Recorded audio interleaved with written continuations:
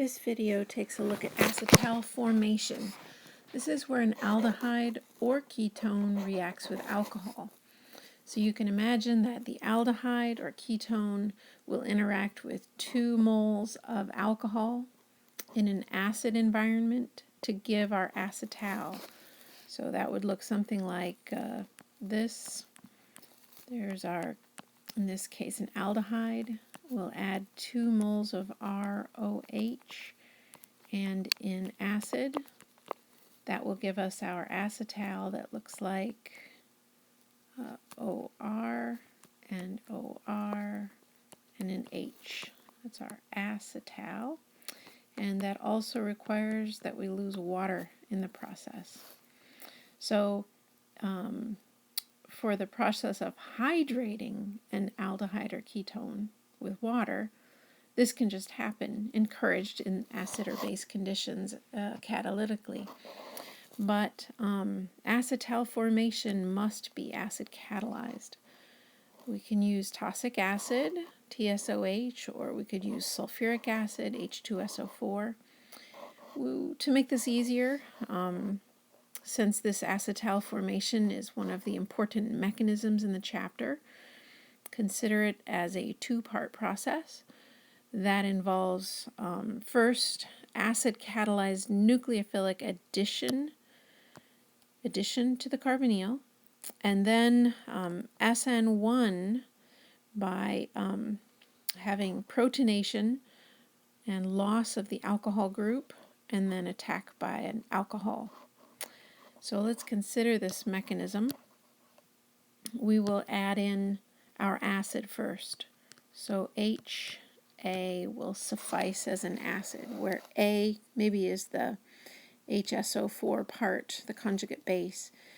So in the reaction, we'll use those lone pairs on oxygen to add the H, and that pushes the electrons onto the A, and that gives us our protonated carbonyl. The next step, we'll add the alcohol, and for this step, again, we'll use the electrons on the oxygen to attack the carbonyl. That will push electrons onto the oxygen. And then we draw an intermediate that looks like this. There's our carbon that we've understood was there the whole time.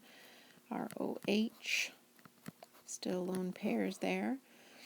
The new oxygen we added, which has an R group attached, and it has an H still attached. And now it will have a plus charge, even though there's a lone pair there. Now we need that conjugate base. So the conjugate base of our acid will come along, remove the extra proton, the electrons swing onto the oxygen, and that will leave us with this important intermediate, which we call the hemiacetal. Hemiacetal. And if you think of it, that is like, it's halfway there, right? Halfway there. Let's add a page here and continue this mechanism. Part 2. This is where we'll take that hemiacetal, and now we're going to need acid again. So HA. And the electrons on the oxygen, again, will reach out, take the H from the acid, and then we can draw our intermediate, a protonated oxygen, lone pair on there, and O and R present with lone pairs. Now what we'll do is we have a good leaving group in that water, so we'll use the lone pairs on the OR to swing in, and that will, when it adds to the carbonyl carbon, inevitably push out what is the oxygen of water as our leaving group. And so we can say that water leaves. in this step. And our intermediate looks like this, plus charge on the oxygen, still a pair of electrons on there. We're going to need that conjugate base again. This time, what it will do, oh, I forgot, we're actually going to need our alcohol. So let me correct that, not the conjugate base again.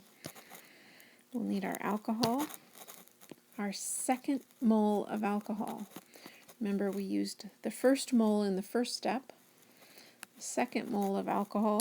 Now we'll add to that what appears to be a carbonyl carbon, push the electrons back out onto oxygen, and we'll get tetrahedral oxygen once again, a tetrahedral carbon once again. And this return of electrons to the original oxygen. We have lone pairs here, but a plus charge on that.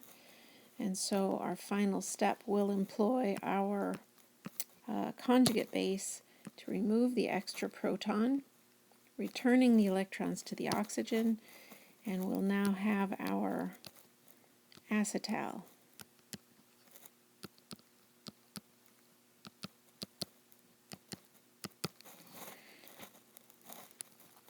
Acetal. So this important mechanism can also happen in reverse. Notice that every single step was an equilibrium reaction that was reversible. So all of those can go back. So that means you should also be able to start with an acetal and return to a carbonyl. And we may try that in another video. Let's consider this compound for a moment. The functional group on this would be an acetal. We've got one carbon right here that has two bonds to oxygen.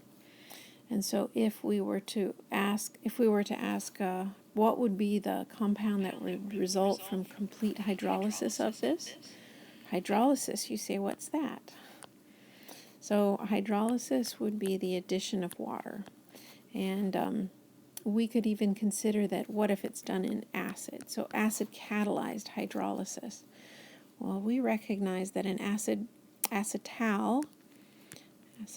was formed in acid and can revert to its ketone or aldehyde starting point in acid or water. So we should consider that the acetal carbon is this carbon, and remember that it has two hydrogens attached.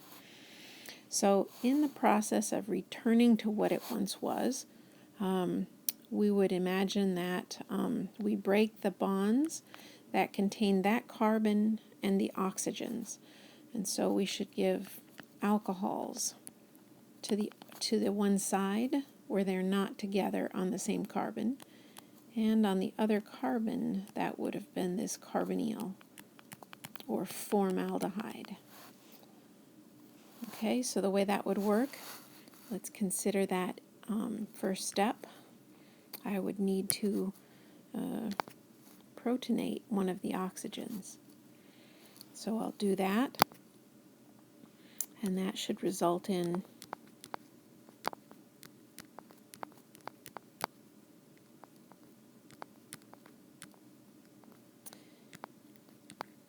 and a plus charge on there. And then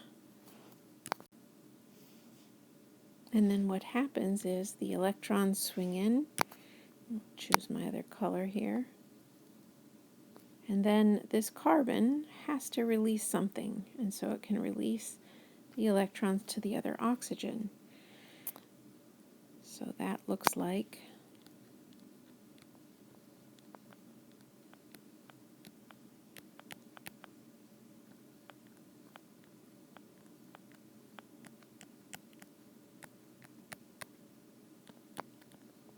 this intermediate.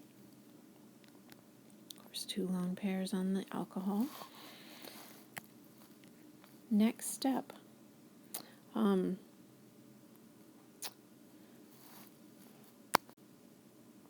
Involves the addition of water. So we had water. We call this a hydrolysis for a very good reason. The water needs to add to that carbonyl carbon, and that pushes electrons out onto the oxygen. And then that will give us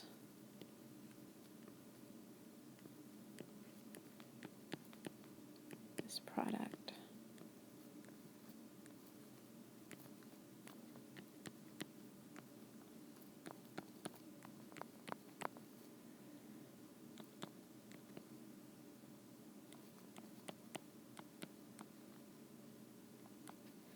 So you probably recognize this now.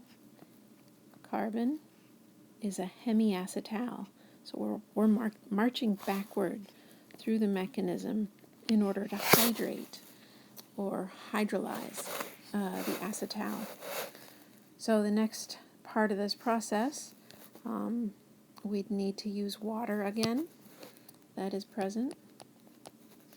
And it should take an extra proton from here, return the electrons to the oxygen, and we'd have this intermediate.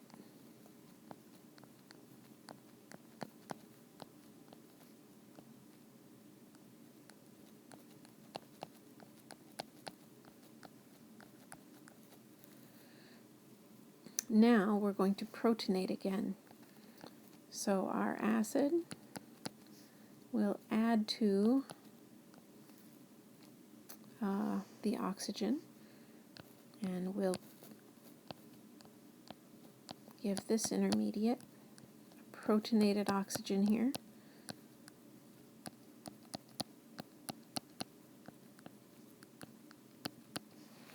And now we have formed a good leaving group. You can see why this reaction can't be done in base, because we need to protonate the oxygens in order to foster a leaving group, because O- is really bad at leaving. So the next step in this, we'll take electrons on this oxygen, swing those in, and that allows a leaving group to leave. And that gives us our alcohol, and it will also give us the protonated carbonyl. So the last step will be removal of the proton by extra water to give us our final product of a carbonyl.